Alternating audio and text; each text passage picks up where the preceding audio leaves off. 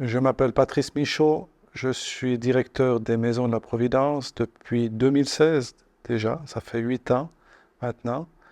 Et mon rôle, c'est plus un rôle de coordinateur, de facilitateur dans la maison, entre les employés, les responsables, les familles, les résidents et tout ce petit monde qui gravite autour de la Providence. Alors la Providence, c'est une institution centenaire qui est au service de la population. Euh, Auparavant, c'était plus sur la population qui avait peu de moyens, qui nécessitait un accompagnement. Et puis avec le temps, elle s'est spécialisée dans la personne âgée.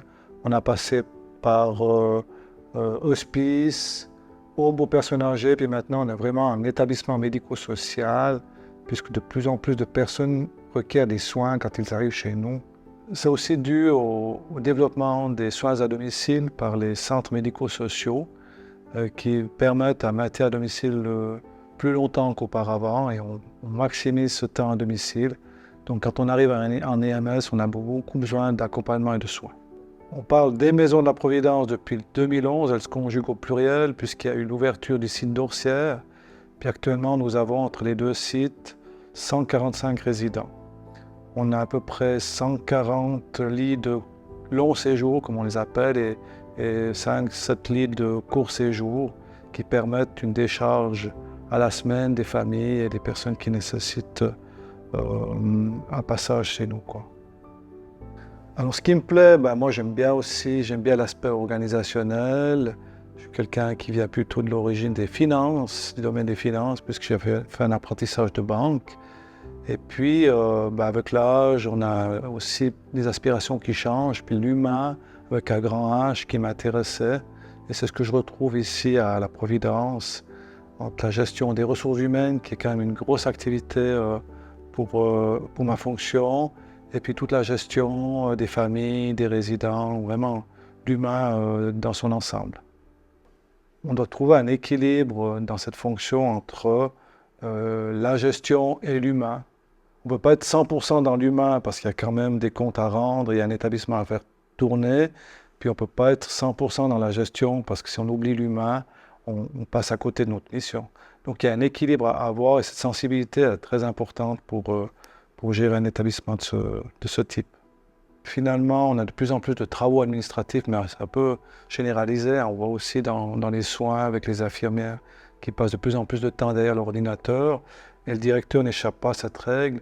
Donc le fait que je suis peu présent ou pas assez présent sur le terrain, ça m'a incité à consacrer maintenant sur l'ordre d'idée d'une journée par mois euh, un moment avec les collaborateurs au sein des équipes, les différentes équipes. Donc je fais le tour des équipes, il y a 17 équipes entre les deux sites. Donc sur 17 mois, j'arrive à faire le tour. Je passe une journée dans l'équipe avec les collaborateurs. Et puis là, je dis, je change de rôle, je ne suis plus votre directeur, mais je suis votre stagiaire. Et puis vraiment, je mets la main dans le cambouis et puis je travaille avec eux une journée complète. Pour moi, c'était l'objectif, un, de connaître aussi ce qui se passe sur le terrain, parce que comme on est de plus en plus éloigné, comme j'ai dit tout à l'heure, là, on a vraiment l'activité online sur le terrain. Et puis deuxièmement, c'est l'expérience humaine avec l'équipe, avec les résidents. Et c'est très intéressant ce côté-là. Et puis il reste toujours quelque chose après ces journées, j'appelle ça des journées d'immersion. Il y a toujours quelque chose, soit avec les collaborateurs, soit avec les résidents. Et puis pour la petite histoire, certains résidents ne me reconnaissent pas en fait. Parce que si je mets l'habit du soignant ou l'habit de l'intendance orange, là, des fois je passe à côté et on ne me reconnaît pas. C'est ça qui est très intéressant.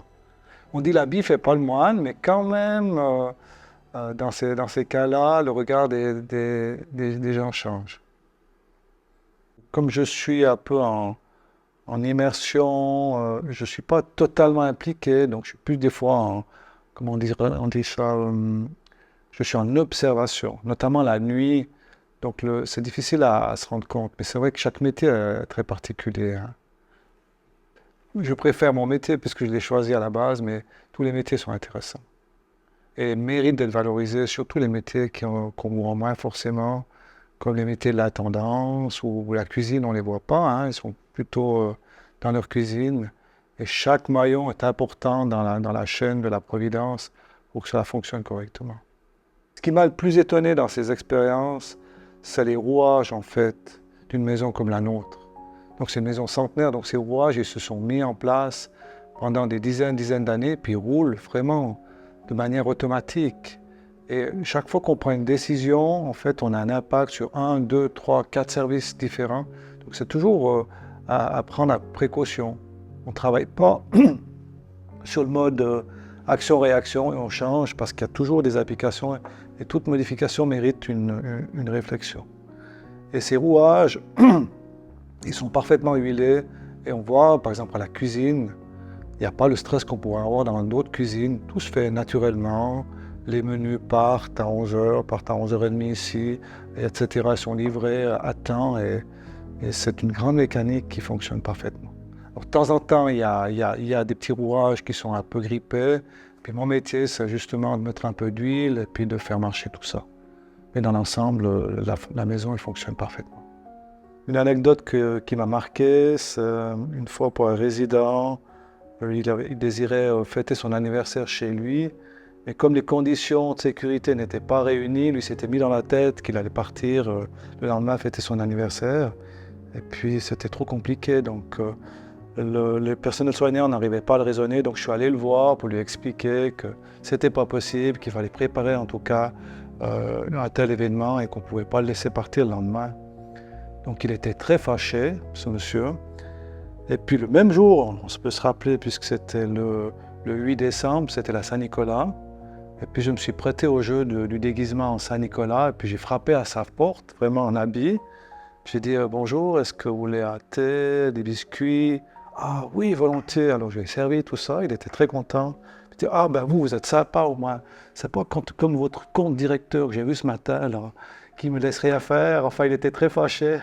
Et puis, et puis pour dire la petite histoire, ben, je suis resté comme ça, je ne me suis pas dévoilé. Et puis l'histoire s'est faite ainsi. Mais c'était très mal encore. Une autre anecdote peut-être, c'est les Beauvergnons que j'ai invités à venir chanter régulièrement chez nous parce que c'est un pays, c'est un peuple très joyeux et puis chacun a sa chanson. Puis il y a une équipe de chanteurs dont mon papa, mon oncle, Pierre Cyril, l'accordéoniste Gaspard qui viennent chanter ici régulièrement à Nimet. Et ils ont trouvé leur public en tout cas, c'est super. Ils ont beaucoup de succès. Puis un jour je dis à mon papa Gino, je dis toi, tu crois que tu viens animer à la Providence? Il m'a dit oui, pourquoi? Je dis non. En fait, tu viens prendre l'air de la maison. Puis petit à petit, un jour, on va dire, ben voilà, tu es à la chambre 123, on va te raccompagner. Alors ça aussi, ça fait beaucoup rire. Ben, ça inspire le respect, surtout pour ceux qui ont passé avant. Hein. Et on est en train de travailler sur le livre de la Providence. Et on rend hommage aux femmes surtout, aux femmes qui ont travaillé, c'était surtout féminin, entre les sœurs, les initiatrices, la fondatrice, etc. C'est toutes des femmes qui étaient vraiment à l'origine de la Providence. Et à travers le livre, on va leur rendre hommage parce que c'était vraiment une dévotion incroyable. C'était des vies entières qui ont été mises à disposition de son prochain. Et puis ça méritait d'être relevé en tout cas dans un livre de ce type-là. Ben, la suite, je pense que la Providence doit continuer sa mission, une espèce de mission de service public hein, pour aider les personnes en difficulté, aider les familles, fournir aussi des places de travail parce qu'on est quand même un employeur important dans la région avec environ 240 collaborateurs. Et puis ben, je lui souhaite longue vie à cet établissement. Moi je serai qu'une petite partie, j'aurais laissé une petite trace peut-être ou peut-être pas durant mon mandat ici. Mais c'est vraiment tous ces hommes et ces femmes qui ont travaillé à travers toutes ces années pour le bien-être des gens et aussi pour faire fonctionner la Providence. On peut leur rendre hommage vraiment.